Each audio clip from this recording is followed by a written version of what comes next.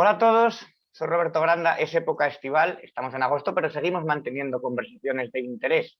El canal sigue activo y nosotros también, se hacen entrevistas, aunque sea de forma telemática, como es el caso.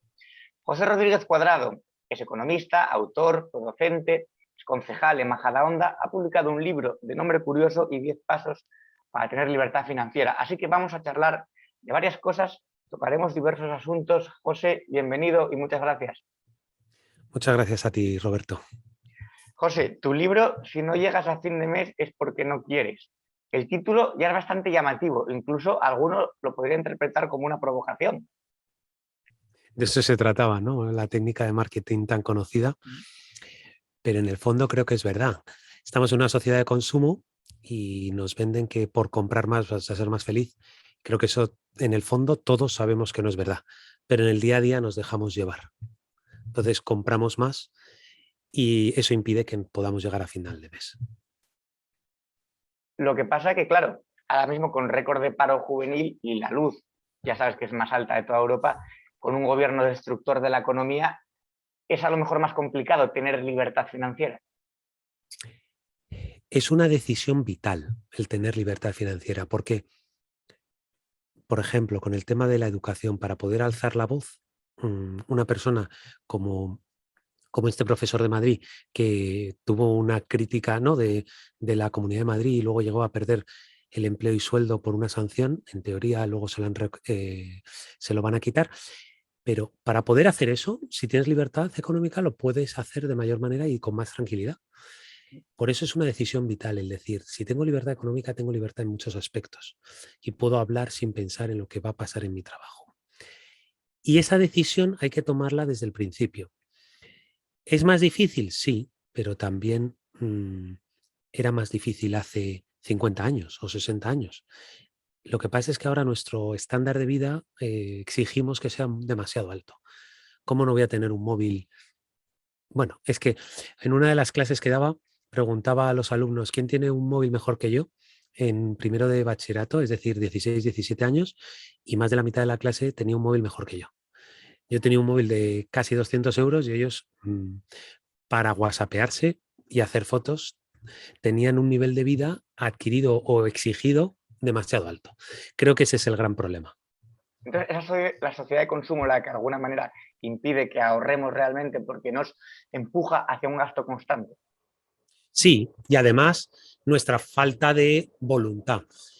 No sé si conoces, seguro que sí, el test de la golosina, en el que Walter Mischel pone a niños de 5 años a tener que aguantar durante unos 15 minutos delante de una golosina y si son capaces de aguantar pueden tener una segunda golosina y si no son capaces de aguantar pues se la comen y ya está.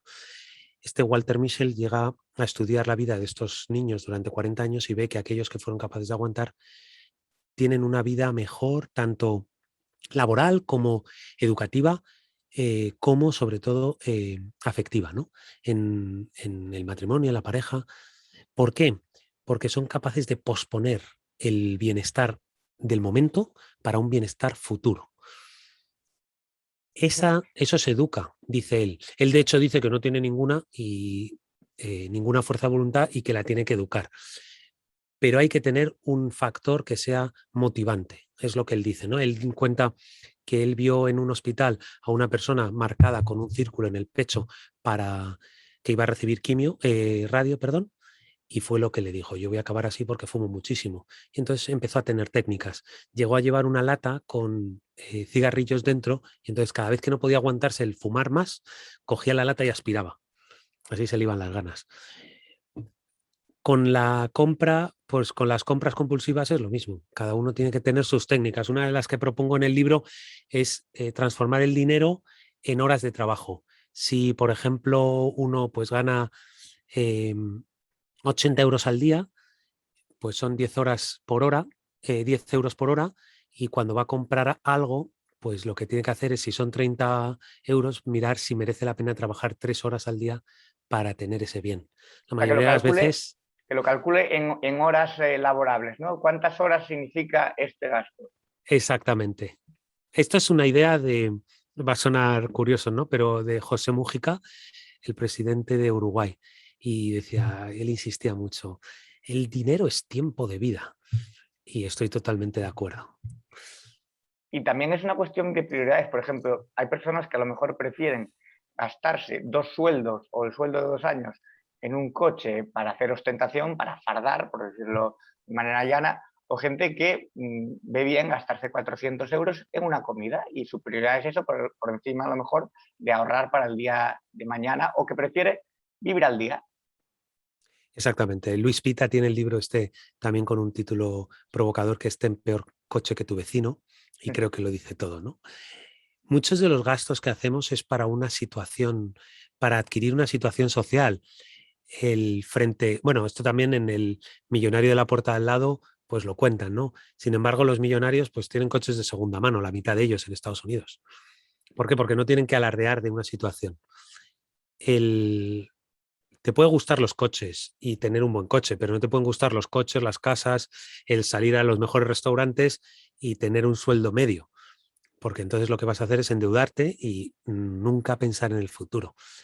Si uno prefiere, que es lo que planteo en el libro, ahorrar, por ejemplo, para la jubilación y jubilarse con 50, pues es posible, pero para eso hay que renunciar a muchas cosas hoy. Entonces hay que hacer un ejercicio a lo mejor de austeridad, pensando en el futuro. Y para la gente que tiene un sueldo paupérrimo, que es mileurista o incluso menos, porque hoy mileurista para muchas personas es casi un privilegio, ¿cuál de estos 10 pasos le recomendarías para la gente que todavía no ha leído el libro? El primero es el más importante y es planifica hoy. Hay que coger los gastos de una casa y ver cuáles son superfluos y cuáles no.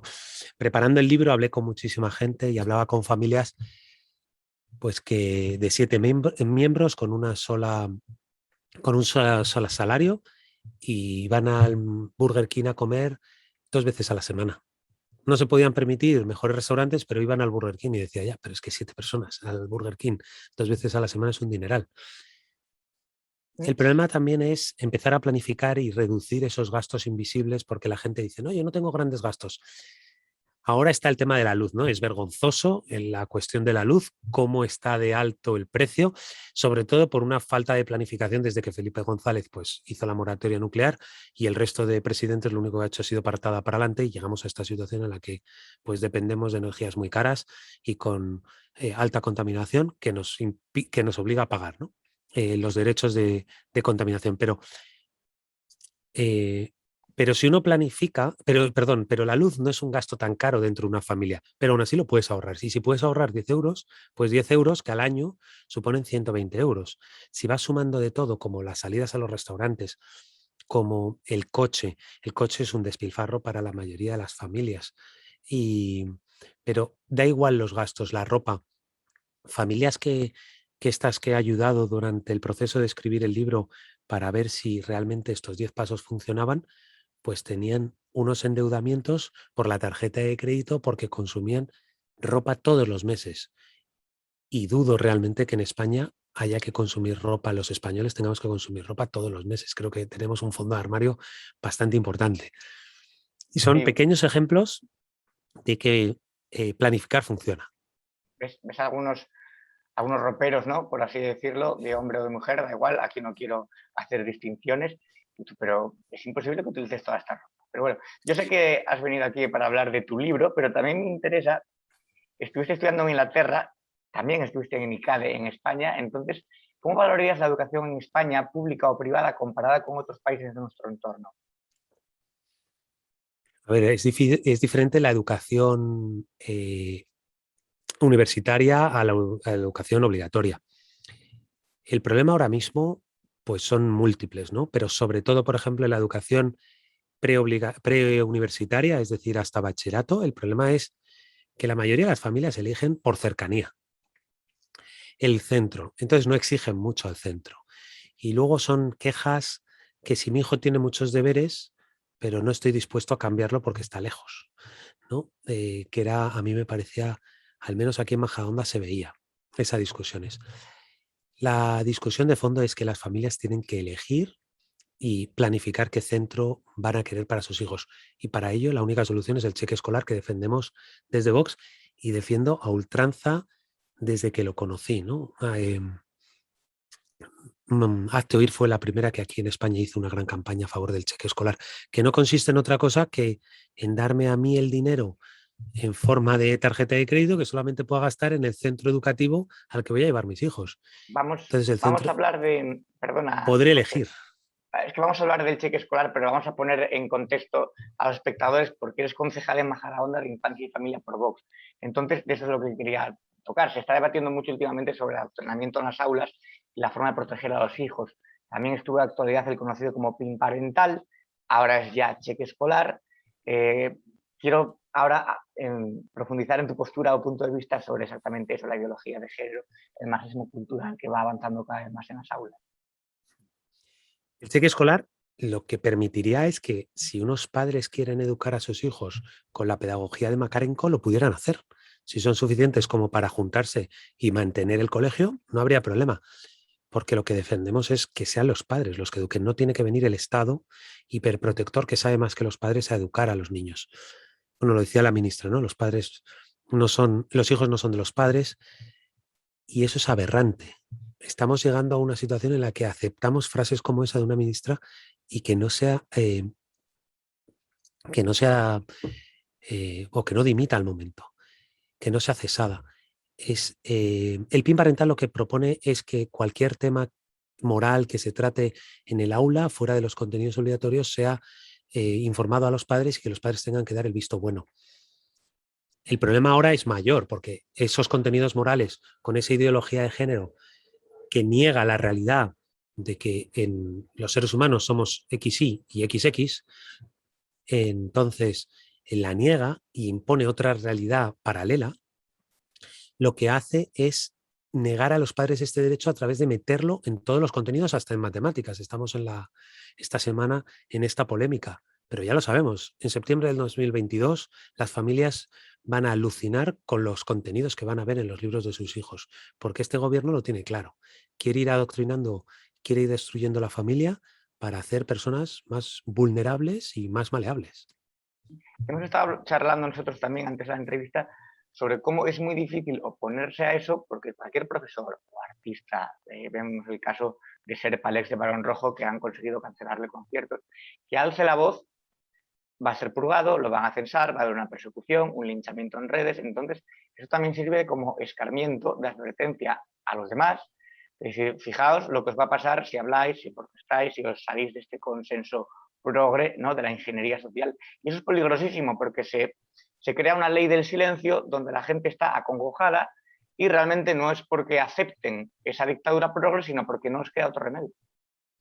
Absolutamente. El ejemplo del autor de Archipiélago Gulag es, creo que, muy esclarecedor. En su discurso en Harvard en los años 70 dice: yo vengo de un gulag, vengo del comunismo más duro y no lo quiero, pero tampoco quiero el capitalismo de Estados Unidos en el que se está imponiendo un políticamente correcto que ahoga a las personas. Y eso lo decían en los años 70. Si viviese a día de hoy, el pobre creo que no podría soportarlo. Parece que enfrentarse a lo que opina otro es como antidemocrático y hay que buscar siempre el consenso. Esta es una de las tácticas de manipulación de las masas, ¿no? En la democracia lo que se consigue es que las ideas discrepantes tengan cabida y se pueda dar un diálogo y se puedan contrastar esas ideas de una manera lógica y ordenada. No se puede imponer un consenso, porque el consenso eh, es llegar a unos acuerdos, pero no tienes por qué renunciar eh, a tu principio máximo, ¿no? Por ejemplo, mm, el PSOE ahora quiere una España federal, ¿no? Y acepta ir vendiendo a los catalanes poco a poco en una España autonómica, pero siempre dicen: no, queremos una España federal. No renuncian a eso, pero llega a acuerdos poco a poco, ¿no? Lamentablemente para nosotros, claro. También estudiaste humanidades, es decir, bueno, has tocado la rama de económicas y la rama de humanidades, lo que es una formación bastante completa, y me decías que en la universidad los profesores aceptaban, reconocían abiertamente que había determinados libros que no podían recomendar porque había una general falta de comprensión lectora en los alumnos. Estamos hacia una idiotización de la sociedad, una sociedad donde, como decía Elvira Roca Varela, analfabetos siempre ha habido, pero esta es la primera generación que los analfabetos salen de la universidad. Por supuesto. Lo vemos en los niveles de secundaria, lo vemos en los niveles de bachillerato. Uno solamente tiene que comparar los libros de hace 30 años con los de ahora. Los libros de BUP pues probablemente eran 2 años por encima que lo que son actualmente, ¿no? En la misma edad, es decir, están dando los contenidos que antes se daban 2 años antes. Es brutal. En la universidad, mi madre era profesora de la Complutense de contabilidad y a principios de los 90 daba el triple que cuando se jubiló de contenidos, porque los alumnos estaban más preparados y porque podía hacerlo. Y esa relajación de contenidos es general. Es verdad que los muy buenos alumnos son capaces de salir porque hay una capacidad de autodidactismo mayor, pero eso se queda en un 20%. El otro 80%, pues muchos son analfabetos funcionales, ¿no? Que actualmente, pues de los alumnos que salen de bachillerato, menos del 50% entiende un editorial de un periódico. Sí, o un texto de 10 líneas, he leído algunos informes. Es tremendo, porque si no entienden lo que leen. Tiene que ver mucho eso también con lo que hemos hablado de los móviles de alta gama, ¿no? Niños y niñas, para ser inclusivos, de 12, 13 años que ya tienen unos móviles que son ordenadores mejores que los nuestros, mejor que el que puedo tener yo. No solamente es que tengan ese móvil, sino que la mayor parte de su tiempo de ocio y horas libres lo tienen precisamente con el móvil. Pero en esto de los contenidos, de la relajación y crear analfabetos funcionales, ¿a quién crees que interesa crear una ciudadanía cada vez más estúpida? A las élites. Si las élites si las élites nos pueden manejar. Fui un día a ver un gran almacén que funciona con un algoritmo detrás y nos decían, necesitamos un 80% de personas que manejen los productos con un salario ridículo y un 20% de personas muy capacitadas que manejen los algoritmos. ¿A quiénes les interesan? Pues llegamos a una automatización que interesa que haya unas personas muy capacitadas, pero se necesita mucha persona con poca iniciativa, ¿no? Y que acepte eso. Uno de los problemas que tenemos y que se obvia es que con esto de los móviles, por no perder el hilo, es el desarrollo cognitivo y del pensamiento abstracto.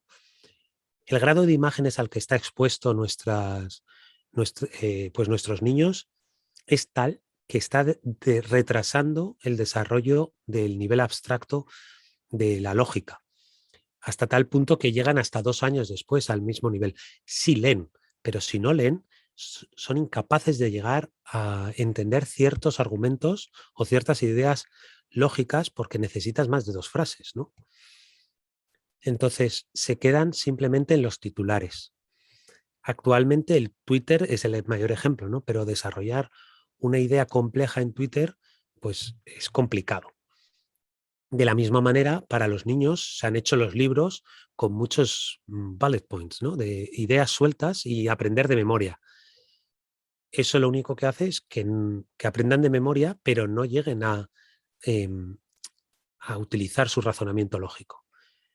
Falta muchísima lectura y no lectura de libros, porque no toda la lectura es de cultura, como digo yo, ¿no?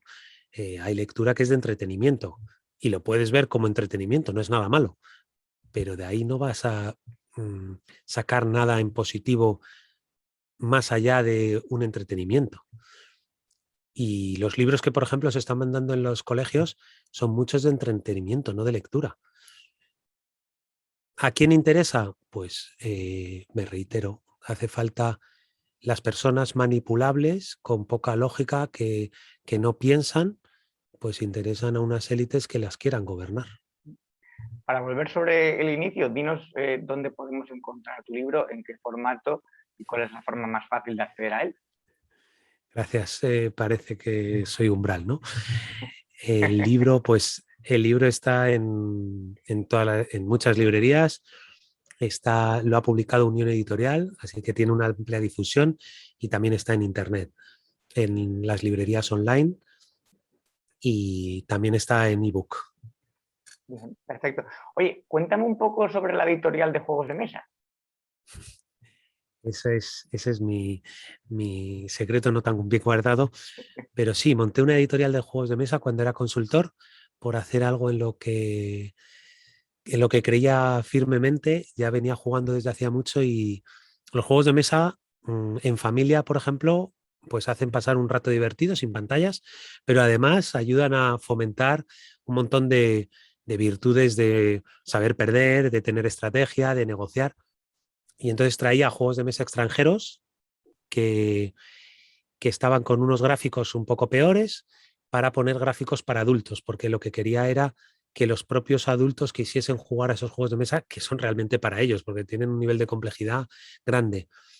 Uno de los juegos, el grande, había ganado el premio más importante de juegos de mesa del Spiel des Jahres de Alemania y, y allí tenía muchísimo éxito y sin embargo aquí pues era poco conocido.